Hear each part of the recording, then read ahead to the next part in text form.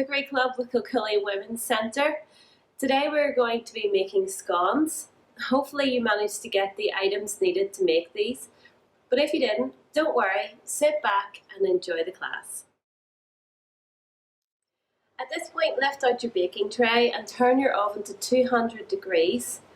And next, line your baking tray with some greaseproof paper and you're pretty much good to go.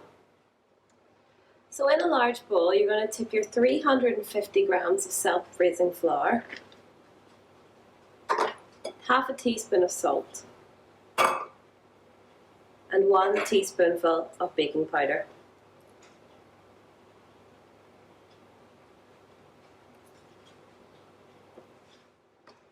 So what we're going to do is just bring that together, just mix your salt and your baking powder in with the flour, and next we're going to add in our butter. So we'll add it in chunks and then we'll start to knead it with our fingers so that it looks like breadcrumbs. So this can take a little bit of time, so just work it through. You'll have some big pieces and you'll start to break those down with the flour. Just take your time, relax, enjoy it. This is quite nice just to run your fingers through. So continue to do that, just breaking it down, and finished result should end up looking like breadcrumbs. So now that we have our mix looking like breadcrumbs, we're going to add in our caster sugar and we're going to bring that together just in through the mix.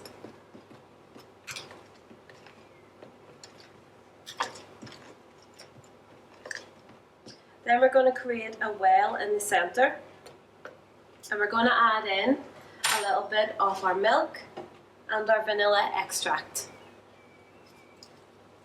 So I only have a little bit here, so I have about a teaspoonful left, that's all we need. And we'll add it in.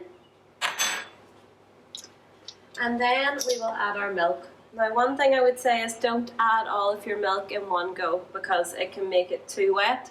So just add a little bit at a time and incorporate it in. So when you've made your well in the centre of the bowl and you've added in your milk, what you'll need to do is work quite quickly. A normal good knife, a normal cutlery knife is absolutely fine for bringing this together. It will be quite sticky at first, but just work with it and it should form a nice dough. So just bringing this all in together. If you find that it is a little bit too wet, you can add a little bit of extra flour, but don't do that just yet. Just keep working with it and bringing it round and round the bowl. It will come together.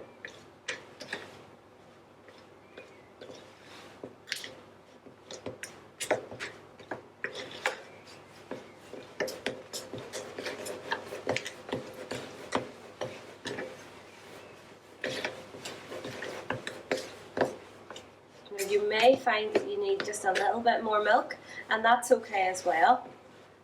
I'm going to add just a little bit more.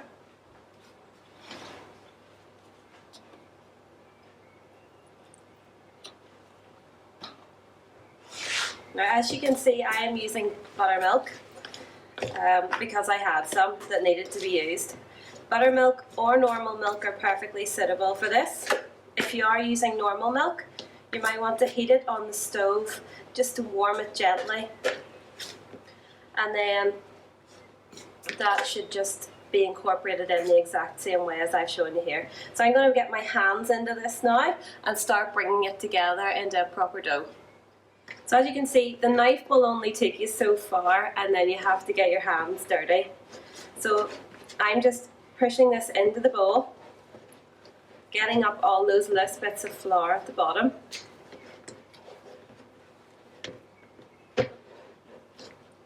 And we'll get them all incorporated. And then what we're going to do is we're going to put this onto our work surface. And we're going to add a little bit of flour to it. So ideally what you need to do is just add a little flour over the top and a little to your board. So we'll just keep doing this, bringing it together. And as we do that, you'll see that the texture of it starts to change and we get a much smoother looking mix. So if you want to split it, now's the time to add in your fruit or whatever filling you've chosen. When it looks smooth, shape it into a round approximately 4 centimetres deep, just like these. Now use your cutter to cut out your scones and place them on the baking tray.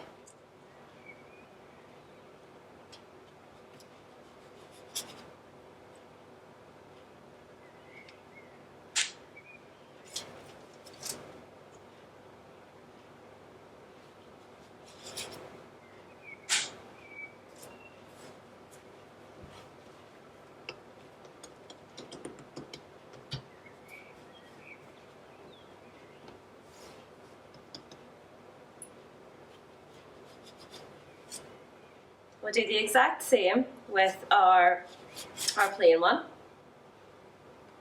Let's hope it comes out of the mix. On it goes. Now it really does depend on the size of cutter you use. I've picked this one and it will probably produce reasonably large scones. If you want to make smaller ones, just use a smaller cutter. Just whatever meets your needs. How many you want to make, and or maybe how many people you're catering for. If you're in the house at the minute and you've got a lot of people in there with you, then you obviously need to maybe use a smaller one or else double up the mixture. So put these little ones just in the centre. And that means that all the mixture is used. So there's not a great deal of ingredients required, but there's also not a lot of waste either. You can either add it in or you can make a really big scone or a couple of smaller ones out of it, and that means it's all used.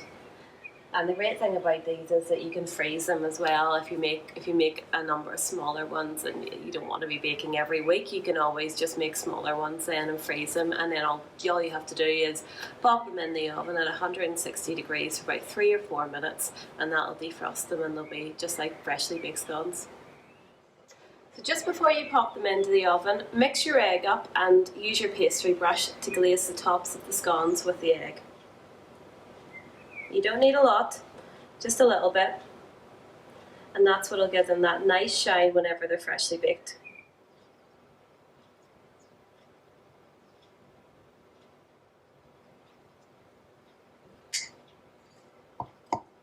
And now I'm going to put these in the oven at 200 degrees for 10 minutes. And when I bring them out, we should have 6 large, lovely golden scones. And 2 little tiny ones as well. And here they are, fresh out of the oven and smelling absolutely wonderful. Once you bring them out of the oven, let them cool in a cooling tray for a while. And when you can't resist any longer, add some butter, cream, and jam, and enjoy them with a cup of tea or coffee. Scones are really quick and easy to make, and they're also very versatile. Don't forget that they can be frozen in airtight bags. Please send us lots of pictures of your scones whenever you get them made, and join us next Tuesday for another cookery class.